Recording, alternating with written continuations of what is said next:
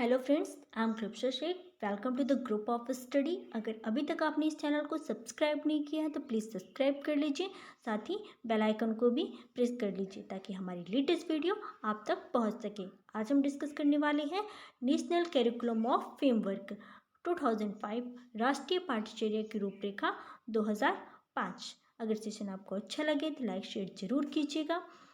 Session को ध्यान से सुनिएगा। इस सेशन में आपको नेशनल करिकुलम ऑफ फ्रेमवर्क यानी एनसीएफ का कुछ इम्पॉर्टेंट टॉपिक, कुछ इम्पॉर्टेंट पॉइंट मिलने वाले हैं, इसलिए आप इस सेशन को ध्यान से देखिए क्योंकि यह ऐसा मल्टीपल सब्जेक्ट है, एक ऐसा मल्टीपल टॉपिक है जिससे किसी भी एग्ज़ाम में, चाहे वो टेट हो, किसी भी एग्ज़ाम में क्वेश्चन पुट अप होते ही हैं। इसलिए आप एनसीएफ को ध्यान से पढ़िए और सेशन को लास्ट तक देखिएगा।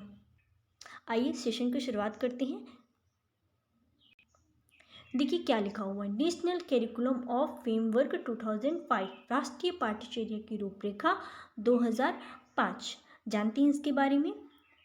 सबसे पहले जान लीजिए कि एनसीएफ क्या है। मतलब ये जो नेशनल से एन ले लिया गया, कैरिकुलम से सी ले लिया गया और फ्रेमवर्क से एफ ले लिया गया। मतलब एनसीएफ का शॉर्ट फॉर्म क्या होगी, सॉरी, नेशनल कैरिकुलम फ्रेमवर्क का शॉर्ट फॉर्म क्या हो गया, एनसीएफ हो गया। एनसीएफ 2005 नाम से ही पता चल रहा है कि इससे पहले भी कई एनसीएफ आए होंगे, तभी तो इसका नाम एनसीएफ 2005 है। आगे बढ़ते हैं। देखिए एनसीएफ के अध्यक्ष कौन है। एनसीएफ के अध्यक्ष हमारे प्रोफेसर यशपाल हैं। कौन है?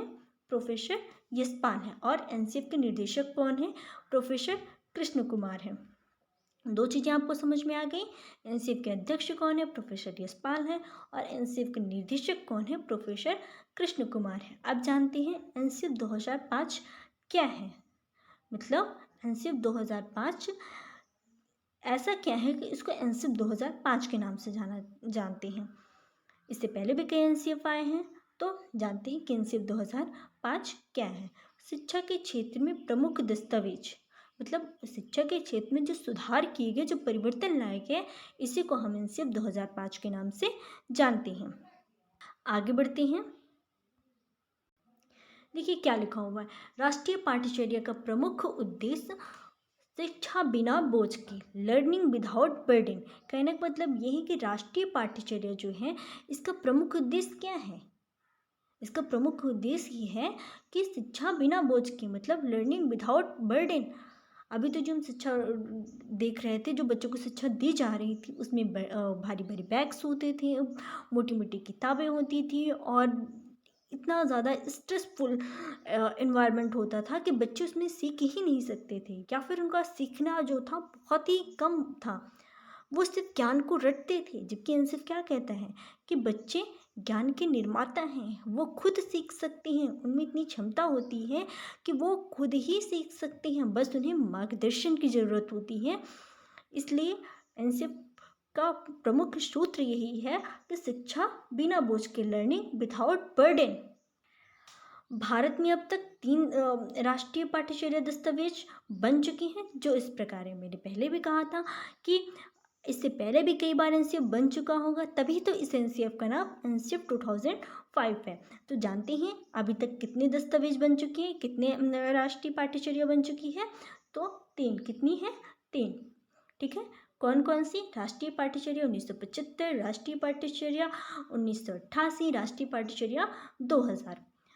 कहने का मतलब ये है कि national curriculum 1875, national curriculum 1988, national curriculum 2000 और अभी जो दस्तावेज हम पढ़ रहे हैं एनसीएफ 2005। एनसीएफ 2005। तो ऐसा क्या है एनसीएफ 2005 में कि इसको एनसीएफ 2005 के नाम से जाना जाती है। तो शिक्षा के क्षेत्र में जो सुधार किए गए, जो बदलाव लाए गए, इसी को हम एनसीएफ 2005 के नाम से जानते हैं। और इसका बेस कहाँ से लिया गया है? ये 2000 से लिया गया है। मतलब 2000 के जो भी एनसीएफ थे उसमें कुछ बदलाव लाए गए, कुछ एक्स्ट्रा जोड़ा गया, कुछ परिवर्तन हुए और इसी को हम नेशनल कैरिकुलम ऑफ फ्रेमवर्क के नाम से जानते हैं, यानी एनसीएफ 2005 के नाम से जानते हैं। आगे बढ़ते हैं। देखिए क्या लिखा हुआ है, राष्ट्रीय पाठ्यचर्या की रूपरेखा 2005। इस राष्ट्रीय जो पाठ्यचर्या है इसकी रूपरेखा क्या है ये जान लेते हैं। राष्ट्रीय पाठ्यचर्या की रूपरेखा 2005 का उद्धरण रविन्द्रनाथ टैगोर के निबंध से सभ्यता और प्रगति से हुआ है। किससे हुआ है? सभ्यता और प्रगति से हुआ। कहने का मतलब ये है कि जो हमारा राष्ट्रीय पाठ्यचर्या है इसकी रूपरेखा का जो निर्माण आरंभ हुआ था ये हमारे प्रमुख या प्रसिद्ध शिक्षाविद रविन्द्रनाथ टैगोर का एक निबंध था। और निबंध का टाइटल क्या था? सभ्यता और प्रगति। इसी से ही हमारा ये नेशनल करिकुलम बनना स्टार्ट हुआ या बनना प्रारंभ हुआ। आगे देखते हैं क्या लिखा हुआ है। सन 2005 में प्रोफेसर यशपाल की अध्यक्षता में, किसकी अध्यक्षता में? प्रोफेसर यशपाल की अध्यक्षता में राष्ट्रीय पाठ्यचर्या की रूपरेखा का गठन किया गया। कहने का मतलब ये है कि प्रोफेसर यशपाल तो इसके अध्यक्ष थे, इसके अध्यक्ष है ना प्रोफेसर यशपाल, तो इन्हीं की अध्यक्षता में राष्ट्रीय पाठ्यचर्या की रूपरेखा का गठन किया गया था। और इस गठन में या इस समिति में 38 सदस्य थे। कहने का मतलब ये है कि राष्ट्रीय पाठ्यचर्या का गठन करने के लिए कुछ क्या बोलते कुछ लोगों की एक समिति बनाई गई थी और उस समिति को संचालन समिति के नाम से जाना जाता था। और इस समिति के अध्यक्ष भी प्रोफेसर यशपाल थे और हमारी एनसीएफ के अध्यक्ष भी प्रोफेसर यशपाल ने, ध्यान रखिएगा। और इस समिति में कितने सदस्य थे? टोटल 38 सदस्य थे। आगे बढ़ते हैं। सन 2005 की राष्ट्रीय पाठ्यचर्या रूपरेखा का निर्माण मानव विकास संसाधन मंत्रालय की देखरेख में किया गया था। कुछ वर्ड मिसिंग है, इसको हम लिख देते हैं। किसकी देखरेख में किया गया था? MHRD की देखरेख में किया गया था। किसकी देखरेख में? MHRD की देखरेख में, यानी मानव विकास संसाधन मंत्रालय की देखरेख में पूरे जो NCF है इसका निर्माण किया गया था। आगे बढ़ते हैं कि आगे क्या लिखा हुआ है। राष्ट्रीय पाठ्यचर्या में प्रोफेसर कृष्ण कुमार के नेतृत्व में विभिन्न विषयों पर 21 आधार पत्र की रचना की गई थी।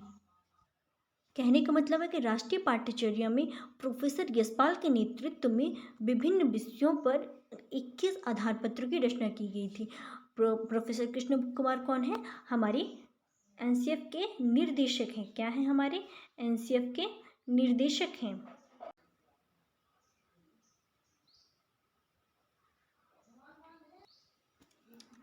तो राष्ट्रीय पाठ्यचर्या के निर्देशक कौन थे? कृष्ण कुमार है और इन्हीं के नेतृत्व में अलग अलग विषयों पर 21 आधार पत्र की रचना की गई थी। अब आगे देखते हैं। राष्ट्रीय पाठ्यचर्या की रूपरेखा बनाते समय प्रोफेसर यशपाल की सिफारिशों को ध्यान में रखा गया था। कहने का मतलब ये है कि प्रोफेसर यशपाल NCF बनने से पहले ही NCERT को कुछ सिफारिश पेश किए थे, कुछ सिफारिश उन्होंने दी थी और उन्हीं को आधार मानकर राष्ट्रीय पाठ्यचर्या रूपरेखा बनाई गई। ठीक है, अब आगे बढ़ देखते हैं। राष्ट्रीय पाठ्यचर्या 2005 का अनुवाद संविधान के 8वीं अनुसूची, किसमें? 8वीं अनुसूची में दी गई सभी भाषाओं में किया गया है। दी गई सभी भाषाओं में किया गया। कहने का मतलब है कि हमारे संविधान के 8वें अनुच्छेद में टोटल 22 भाषाएं हैं। कितनी भाषाएं हैं? वर्तमान की बात कर रहे हैं, टोटल 22 भाषाएं हैं। और इन सभी भाषाओं में हमारा नेशनल कैरिकुलम यानी राष्ट्रीय पाठ्यचर्या का अनुवाद किया गया है। क्यों किया गया है? क्योंकि अलग अलग स्टेट की मातृभाषा अलग अलग है, इसीलिए सभी को नेशनल कैरिकुलम यानी NCF का महत्व समझ में आए, सभी स्टेट की शिक्षा में सुधार हो सके, उनके महत्व को जान सके, बच्चे अच्छे से सीख सकें। इन सभी को ध्यान में रखते हुए NCF का टोटल 22 भाषाओं में अनुवाद किया गया। अब आगे बढ़ते हैं, देखते हैं क्या लिखा हुआ है। देखिए लिखा हुआ है कि राष्ट्रीय पाठ्यचर्या की रूपरेखा 2005 के अध्याय, क्या? राष्ट्रीय पाठ्यचर्या रूपरेखा 2005 के अध्याय। राष्ट्रीय पाठ्यचर्या रूपरेखा के कुल 5 अध्याय हैं। कितने अध्याय हैं? कुल 5 अध्याय हैं। इन अध्याय के बारे में जानते हैं। देखिए लिखा हुआ है परिप्रेक्ष्य। कहने का मतलब ये कि बच्चों को इस तरह से शिक्षा दी जाए, क्योंकि बच्चे ही हमारे देश के भावी नागरिक हैं। अगर उनका बेस ही वीक होगा, उनका बेस ही ठीक नहीं होगा, तो वो भविष्य में क्या करेंगे? तो बच्चों को इस तरह से शिक्षा दी जाए कि वो राजनीतिक, आर्थिक या सामाजिक किसी भी प्रक्रिया में भाग लेने से बचे नहीं, किसी भी प्रक्रिया में भाग लेने के सक्षम बनाया जाए उन्हें अपने जीवन को सरल किस तरीके से बनाया जाए, इस प्रकार की शिक्षा दी जाए उन्हें। ठीक है, परिप्रेक्ष्य का मतलब क्या होता है कि उनको भावी जीवन के लिए तैयार करना, ऐसे शिक्षा दी जाए जिससे वो भविष्य के लिए तैयार हो सकें। आगे बढ़ती हैं, देखिए क्या लिखा हुआ है, सीखना और ज्ञान मतलब लर्निंग एंड नॉलेज। कहने का मतलब ये है कि बच्चों को ये वर्ड टू वर्ड ना रटाया जाए, बच्चों को किसी भी चीज़ को एज इट इज़ ना पढ़ाया जाए, मतलब जैसे पाठ्यक्रम में लिखा है या चैप्टर में लिखा है या बुक में लिखा है उसी तरह उनको ना बताया जाए, उनको समझाया जाए, एक मार्गदर्शन दिया जाए। मतलब अगर आप उनको 4 वर्ड बता दें या किसी चीज़ को वो आपने 2 लाइन में एक्सप्लेन किया, उनको समझाया, तो ज़रूरी नहीं है कि वो भी आपको एज इट इज़ वही बताएं, वो अपनी समझ से उस चीज़ को एक्सप्लेन कर सकते हैं, पर पॉइंट ऑफ व्यू उसमें डाल सकती हैं। सीखना इसी को कहते हैं, रटना सीखना नहीं है, किसी भी चीज़ को एज इट इज़ बोलना सीखना नहीं है, किसी भी चीज़ को मतलब जैसे हमने टू कॉपी कर लिया, बस सेम टू सेम बोल दिया या सेम टू सेम सीख लिया, वो सीखना नहीं है। सीखने में हमें अपना पॉइंट ऑफ व्यू डालना है, अपने से कुछ करना है। बच्चों में एक ऐसी कैपेसिटी होती है कि वो ज्ञान का खुद निर्माण कर सकते हैं, उन्हें एज इट इज़ बताने या एज इट इज़ करने के लिए हमें नहीं फोर्स करना चाहिए, वो खुद अपने आप से सीख सकते हैं। देखिए नेक्स्ट टॉपिक हमारा क्या है कि पाठ्यचर्या का क्षेत्र, स्कूल की अवस्थाएं और आकलन। कहने का मतलब ये है कि हमारा कैरिकुलम का स्कोप क्या होना चाहिए, मतलब किस लेवल के बच्चों का कैरिकुलम कैसा होना चाहिए, उनमें कितनी एक्स्ट्रा एक्टिविटीज़ होनी चाहिए, उन्हें कितने सब्जेक्ट को पढ़ना चाहिए, उन्हें कितने घंटे पढ़ाई करनी चाहिए, मतलब इन सब के बारे में बताया गया है। स्कूल की अवस्थाएं मतलब क्या, कब कैसे करना है, कब बच्चों को शिक्षा देना है, कब क्या चीज़ कराना है। आज इससे पहले जो शिक्षा थी ना उसमें ना बच्चों को यूँ बस 3-4 घंटे लगातार पढ़ाई कर दे दिया जाता था और रट्टा मराया जाता था। तो इन सब से हट कर बच्चों को उनका स्कोप बताया गया कि करिकुलम का स्कोप क्या है, बच्चों के करिकुलम का स्कोप क्या है, उन स्कूल की अवस्थाएं क्या है, उनका आकलन किस तरह से किया जाए। ऐसा नहीं कि रिटर्न वर्क कर दे दिया, वो रिटर्न वर्क करके दें, हम उनको उसी को चेक करें और उसी आधार पे हम उनका असेसमेंट करें, बिल्कुल नहीं। बच्चों को मतलब कि असेसमेंट करने के लिए कहीं भी कर सकते हैं हम, जैसे प्लेग्राउंड में भी कर सकते हैं, वो खेल रहे हैं हम उनका असेसमेंट कर सकते हैं। इस तरह के असेसमेंट में क्या होता है ना कि बच्चों की रियल एक्टिविटी हम जानते हैं। ये ज़रूरी हो सकता है परीक्षा एग्ज़ाम हॉल में वो नर्वस हो जाएं, वो आपके सामने अपनी पॉइंट ऑफ व्यू को एक्सप्रेस ना कर पाएँ, तो ये ज़रूरी नहीं है। ज़रूरी ये है कि हम बच्चों का असेसमेंट इस तरह से करें कि उनकी रियल एक्टिविटी हमारे सामने आए। वो जो क्या बोलते हैं, वो जो प्रेशर में आकर वो कुछ भी बोल जाएँ या प्रेशर में आकर वो कुछ ना बोलें, इस तरह की एक्टिविटी को हम जज नहीं कर सकते, इस तरह की एक्टिविटी का हम असेसमेंट नहीं बोल सकते हैं। तो आई होप आपको ये लाइन समझ में आ गई होगी, ये अध्याय समझ में आया होगा। अब आगे देखते हैं, आगे की लाइन क्या है कि विद्यालय और कक्षा का वातावरण। हमारे जो विद्यालय हैं और कक्षा का वातावरण कैसा होना चाहिए। कभी कभी ये होता है ना कि हमारे कक्षा का वातावरण मतलब कि ऐसा होता है कि देख के ही लगता है कि इसमें बच्चे क्या सीखेंगे। बच्चों को मतलब कि सीखने के लिए तैयार करना होता है, उनको मतलब कि प्रिपेयर करना होता है सीखने के लिए।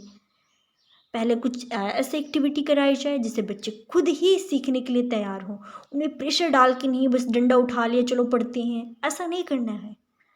उनको खुद ही सीखने के लिए प्रिपेयर कराना है और इस तरह का वातावरण, इस तरह का एनवायरनमेंट उनके सामने लाना है वे खुद से सीख सकें। बढ़ते हैं अपने अगले टॉपिक पर। देखिए क्या लिखा हुआ है, राष्ट्रीय पाठ्यचर्या 2005 के 5 मार्गदर्शी सिद्धांत होते हैं जो इस प्रकार है। कहने का मतलब है कि हमारे जो राष्ट्रीय पाठ्यचर्या जो एनसीएफ है, इसमें कुल 5 मार्गदर्शी सिद्धांत हैं जो इस प्रकार है। जानते हैं इनके बारे में। ज्ञान को स्कूल के बाहरी जीवन से जोड़ना, मतलब कि हम ज्ञान को सिर्फ क्लास में ही नहीं दे सकते, केवल क्या बोलते हैं स्कूल में भी नहीं दे सकते। कहने का मतलब ये है कि हम उनके बाहरी जीवन से भी जोड़ सकते हैं, हम उनके व्यवहारिक जीवन से जोड़ सकते हैं, उनकी मातृभाषा से जोड़ सकते हैं, उनकी रियल एक्टिविटी से जोड़ सकते हैं, उनकी रियल लाइफ से जोड़ सकते हैं। ज्ञान ऐसा ना हो कि सिर्फ स्कूल तक ही सीमित रहे, केवल कक्षा तक ही सीमित रहे। उनके बाहरी जीवन से अगर हम उनको जोड़ के पढ़ाते हैं तो वो उनके लिए वो प्रॉपर वे में सीख पाएंगे, प्रॉपर वे में सीख पाएंगे। आगे देखिए क्या लिखा हुआ है, पढ़ाई को रटन प्रणाली से मुक्त करना। कहने का मतलब ये है कि जो अभी तक हम बच्चों को रटाते आ रहे हैं कि ये चैप्टर्स पढ़ लो, इसमें ये है, ये चीज़ रट लो, ये कर लो, वो कर लो, ऐसा नहीं है। उनको एक्टिविटी के साथ बताइए, उनको ऐसे बताइए कि अगर आप उनको कुछ समझा रहे हैं तो वो भी अपना पॉइंट ऑफ व्यू आपको दे सकें। इस तरह से उनका मार्गदर्शन कीजिए। ये नहीं है कि आपने जो बोल दिया वो बिल्कुल सही है, वो जो बोल रहे हैं बिल्कुल गलत है। उनके पॉइंट ऑफ व्यू को समझिए, उन्हें समझाने की, उन्हें जो अपनी बात कह रहे हैं उनको एक्सप्रेस करने का मौका दीजिए। आप सिर्फ उन्हें मार्गदर्शन दे सकते हैं, अपने निर्देश उन पर थोप नहीं सकते, अपने पॉइंट पर थोपना नहीं है, उन्हें समझाना है, उनको एक मार्गदर्शन देना है। आगे बढ़ते हैं, देखते हैं क्या लिखा हुआ है। पाठ्यचर्या पाठ्य पुस्तक केंद्रित ना रह जाए।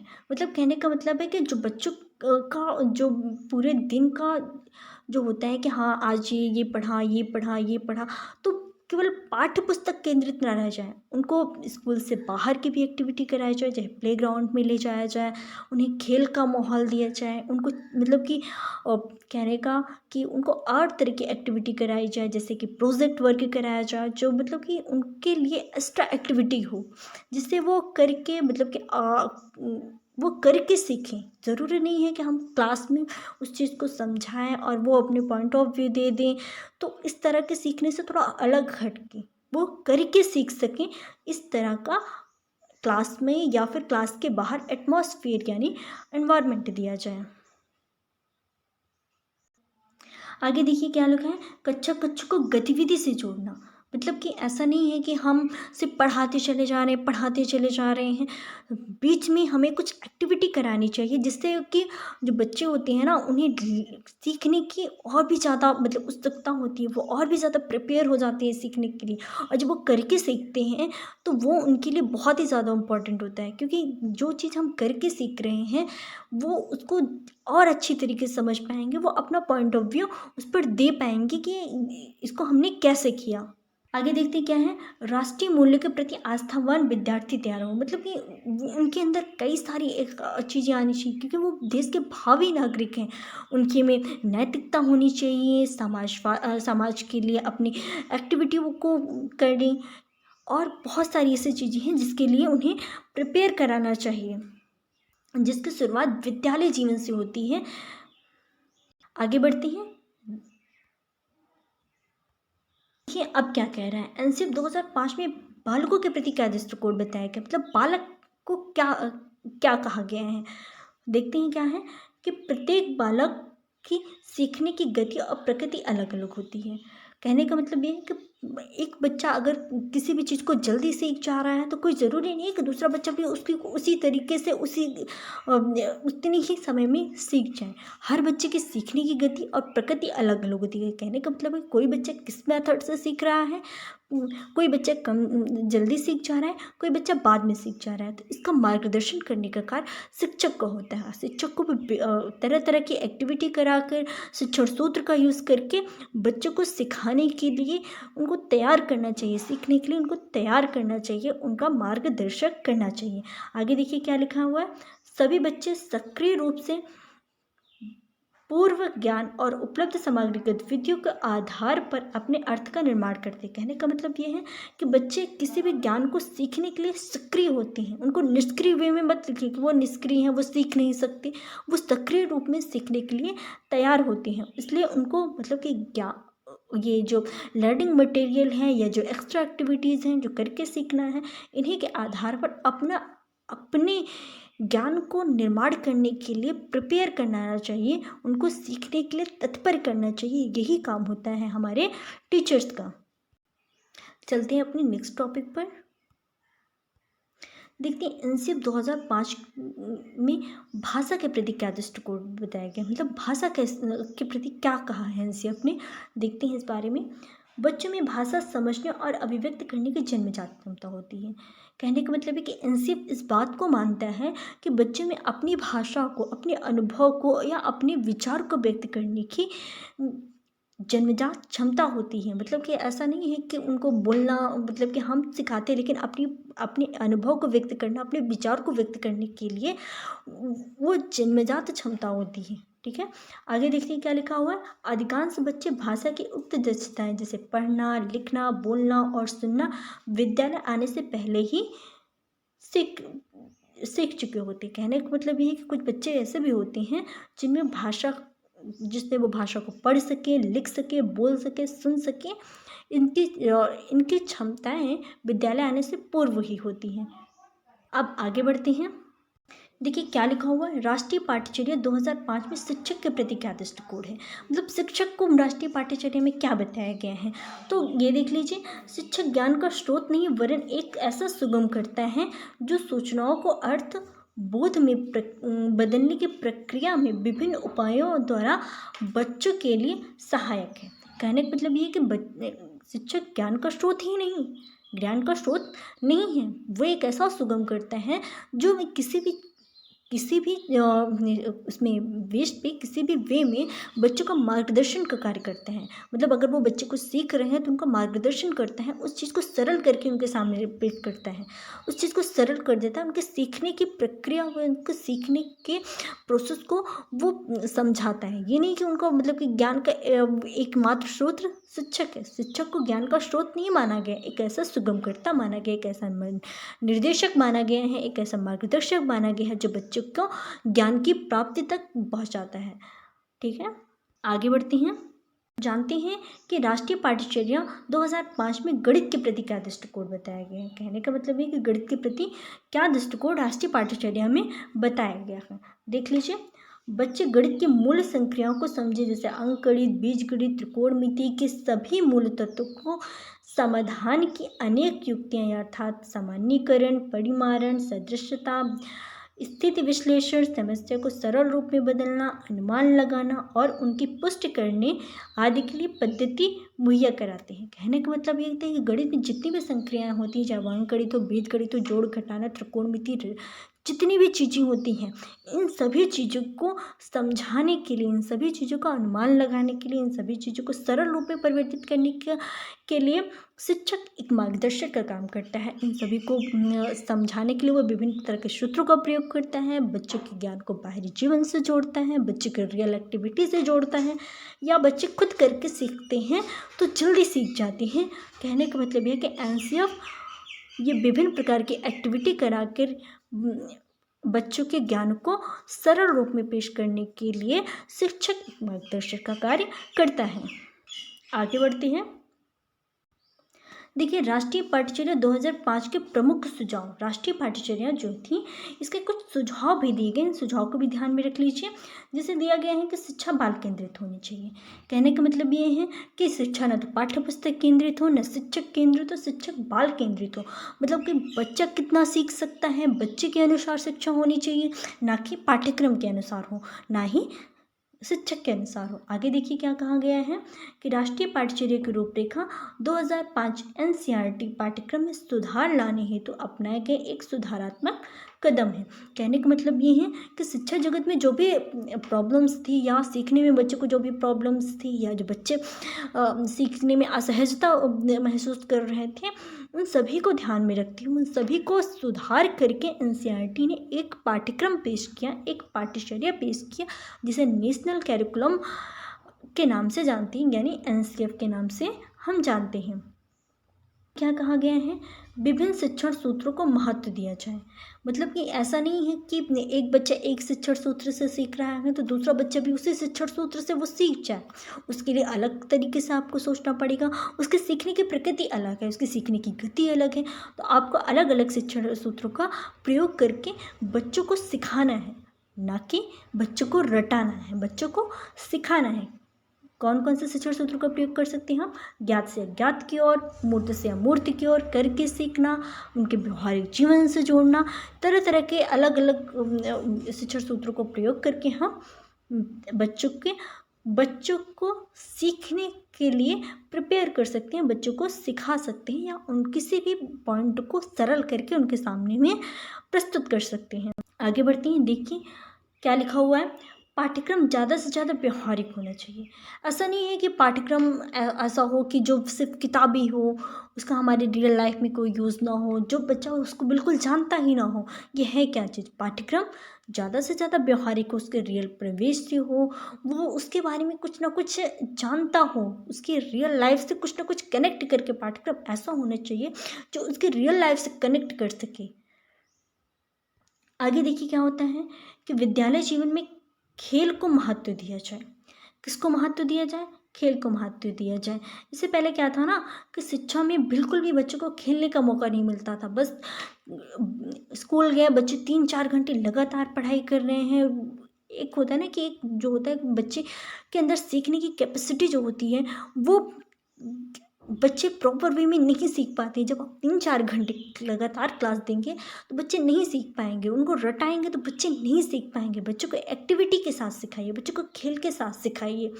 ठीक है, तो खेल को बहुत ही ज़्यादा महत्व दिया गया हमारे एनसीएफ में।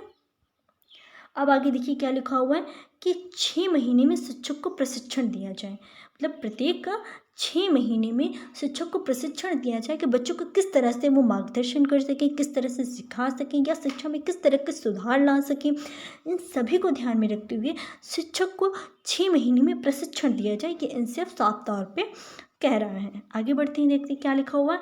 पाठ सहगामी क्रियाओं को जैसे संगीत है, चित्रकला है, नृत्य है, एनसीसी है आदि को महत्व दिया जाए। मतलब सिर्फ बच्चों को किताबी ज्ञान नहीं देना है, बच्चों को सिर्फ पाठ्य पुस्तक से रिलेटेड नहीं रखना है, बच्चों को उनको रियल लाइफ से भी रिलेटेड रखना है। जैसे संगीत हो गया, चित्रकला हो गया, उनकी एक्स्ट्रा एक्टिविटी बाहर आती हो, उनके अंदर जो क्या बोलते हैं और जो सीखने की क्षमता होती है वो भी बाहर आ जाती है। इसलिए बच्चों को रियल एक्टिविटी से जोड़ा जाए, पाठ सहगामी क्रियाएँ किया जाए। इन सब का महत्व हमारे एनसीएफ में बहुत बताया गया है। चलिए, थैंक फॉर वॉचिंग दिस। अगर आपको ये सेशन अच्छा लगे तो लाइक, शेयर, सब्सक्राइब करना ना भूलें।